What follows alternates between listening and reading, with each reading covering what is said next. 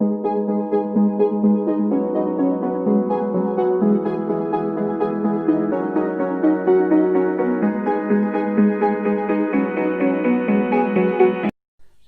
everyone, welcome to my channel.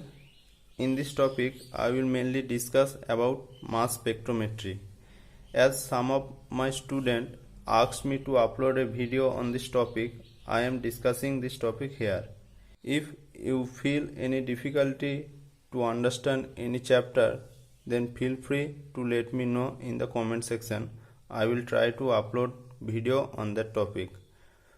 So before starting the questions on mass spectrometry, I will tell some basic concepts on this topic, and later I will solve some previous year CSIR NET and GATE questions on this topic. So let's start. Mass spectrometry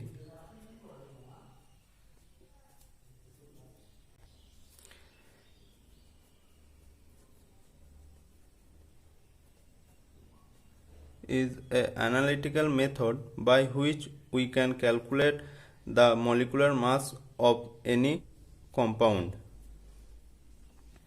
In this experiment, the molecule first get ionized. It may be cation or anion, and then it is detected in a detector, and we got a mass spectrum which is in between m by z of a molecular ion or fragment ion versus intensity of the peak, and we will get in the mass spectrum corresponding to a m by z value. There is sharp peak, and the height of this peak indicates the intensity of that m by z value ion. There will be many different fragments of the main compound. This peak is known as base peak, whose intensity is considered as 100%, and relative to this base peak, the intensity of the different small peak is calculated. And by this technique, we can also calculate the elemental and isotopic ratio in a compound. Since depending on the isotopic ratio, we can get different m by z value peak. There are different type of mass spectrometry process. Here we will only learn about ESI technique, that is electro spray ionization,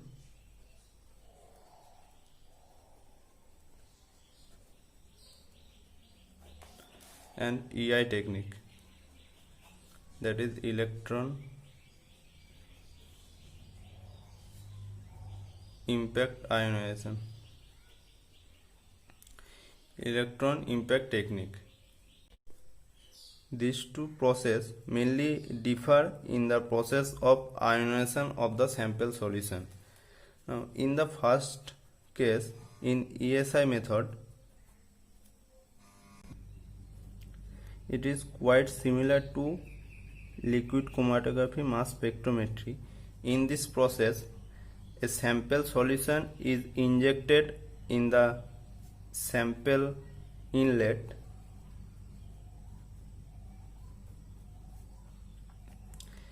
then the sample solution, here is injected sample solution, that is analyte solution, and by applying a high voltage electric field, the sample solution get ionized, and it will look like, and it is surrounded by solvent molecule since it is a sample solution. And then in the analyzer part, there is mainly three part in the instrument. One is sample inlet where sample is injected, another is analyzer. Here thermal energy is provided to this ionized solution, then the solvent molecule will evaporate and it will become smaller, and as we go further, more of the solvent molecule get evaporated and only bare ion will be freed. There will be no solvent molecule, and it is deflected to the detector. It is the third part of the instrument. It is get deflected by the applied magnetic field to the detector and get detected, and a mass spectra corresponding to m by z value and intensity is observed. This is the technique in ESI method. There is another technique, that is EI method. It is also known as GCMS, that is gas chromatography.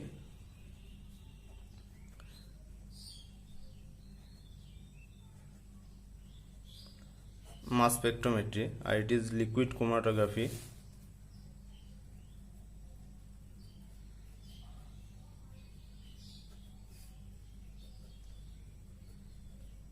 Liquid chromatography, mass spectrometry. In this case, the sample solution is injected to a sample inlet. It is similar to the previous one because we have to inject the sample solution, and then it is there. In this case, it is provided thermal energy, and the solvent molecule get evaporated, and it will become not ion, it will become free analyte in the gas phase. Then this free gaseous ion is bombarded by high energy electron source, and the analyte, gaseous analyte, get ionized and it forms ionic species. Since solvent is evaporated in the first case, these ionic species are bare ionic species, no solvent molecule is attached here. Then it can finally be deflected. It can finally be deflected to the detector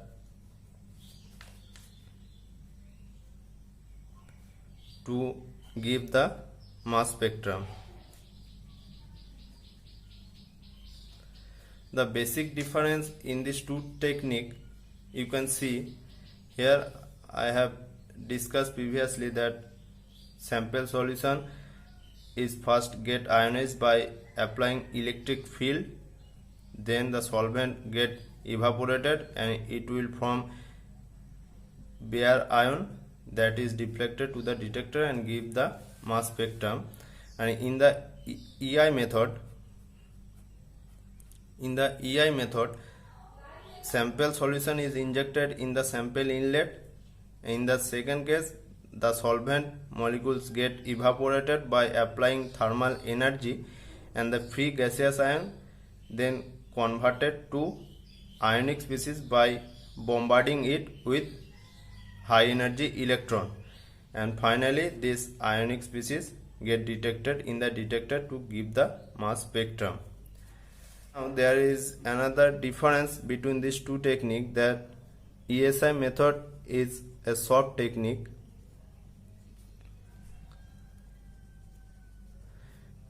and by this method we can get the molecular ion peak and lesser amount of its fragment. Mainly the molecular ion peak we get as a base peak. Since we are getting only the molecular ion peak as the base peak, it is difficult to get any structural information by this ESI technique. Now in EI technique, since high energy electron attack the gaseous molecule, it is a hard technique, and if the gaseous molecule can survive by this high energy electron, then we can get the molecular ion peak. Otherwise we get the different stable fragment of this molecular ion as a base peak. In addition to the molecular ion peak, we will get different fragment of the molecule. So to get the structural information, this EI method is better than the ESI method, because in this method we will get a different fragment of the main molecule, and by comparing the mass of the different fragment we can get a structural information of the main compound. So EI technique is better in comparison to the ESI technique in structure determination of a organic compound. There is another thing we have to know in this case, that is alpha cleavage. If a molecule contains lone pair electron, like ketone, it contains 2 lone pair electron. If it is attacked by an electron source, then it will liberate one unpaired electron and it will get converted into radical cation. It further proceeds to alpha cleavage. Alpha cleavage means this bond is alpha to this carbonyl group. This is alpha carbon, this is beta carbon. This bond is alpha carbon to this carbonyl, and in EI method, since it is not stable, it will cleave at the alpha position to give a stable carbocation. If it is cleaved homolytically, it will be like this, and there will be radical, and it can, these two unpaired electron can combine to form such species. And since it is cationic, it will be detected in the detector, but since it is radical, as no neutral species is detected in the mass spectrometry detector, so it will not be detected in the mass spectrum, and there will be peak corresponding to m by z of this ion.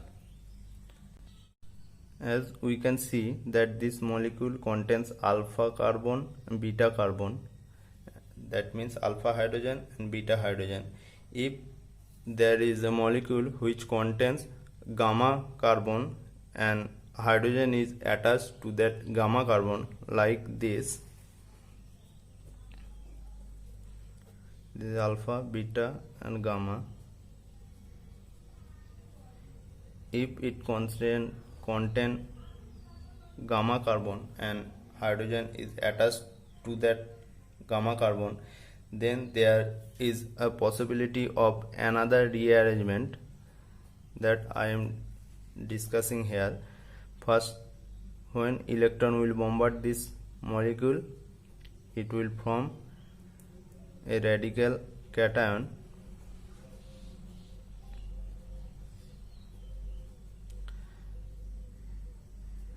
now instead of alpha cleavage, it can undergo such type of rearrangement,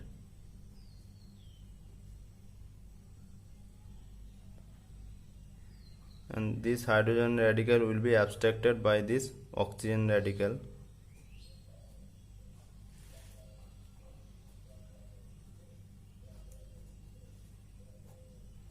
Since it is homolytically cleaved, here it will generate radical and this radical, and here it will generate radical. This radical will couple to form this olefin, and here it will be the radical.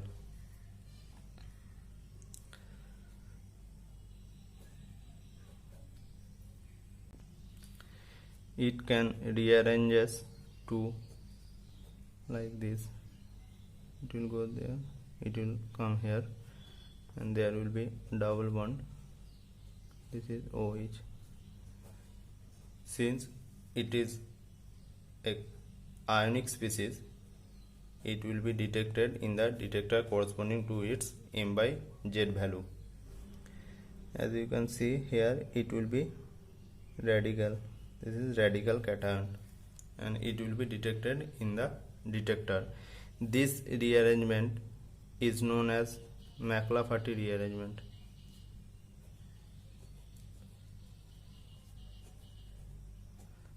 McLafferty rearrangement. It is named about to the discoverer of this rearrangement, McLafferty.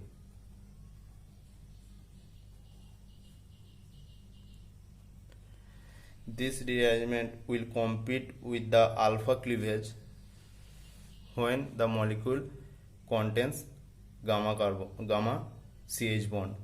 It will go through a 6-member transition state. As you can see that here is 1, 2, 3, 4, 5 and 6.